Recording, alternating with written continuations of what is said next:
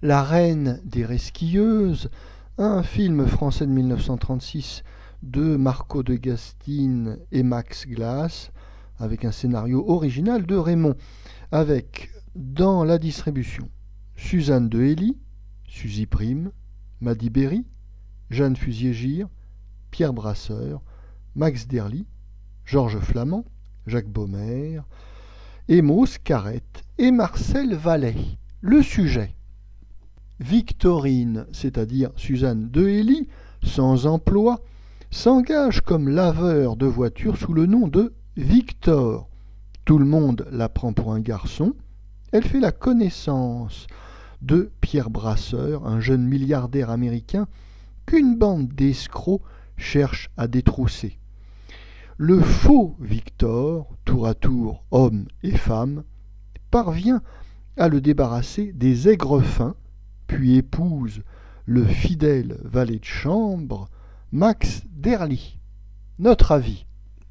Il convient tout d'abord de préciser que ce film n'a pas de rapport ni de lien avec Le Roi des Resquilleurs, film de Pierre Colombier de 1930, qui fut l'un des plus gros succès commerciaux du début des années 30.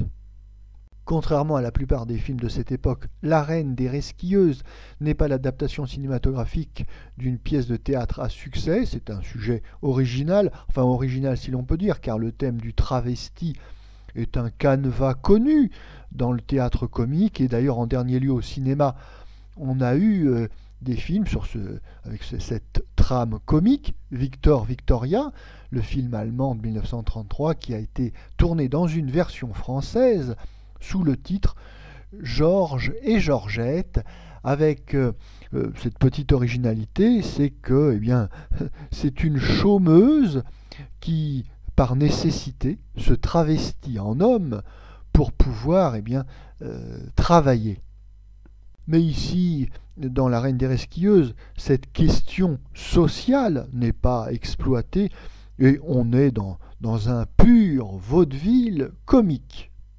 La paternité de ce film n'est pas réellement assumée car le film est co-réalisé par Marco de Gastine et Max Glass. Alors Marco de Gastine, c'est avant tout un peintre qui s'est essayé au cinéma mais sans grand succès, et Max Glass, c'est un producteur. Oui, ce film ne se distingue pas par l'originalité, par l'imagination de sa mise en scène cinématographique. On est ici dans le conventionnel.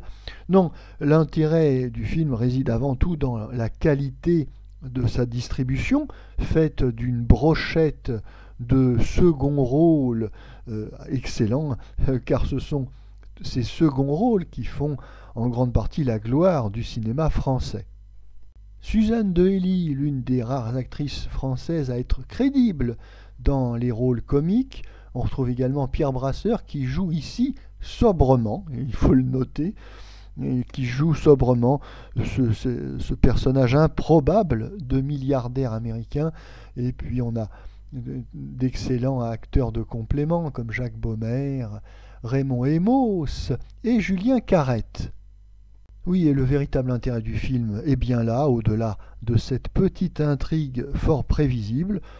On réserve à chaque acteur un morceau de bravoure.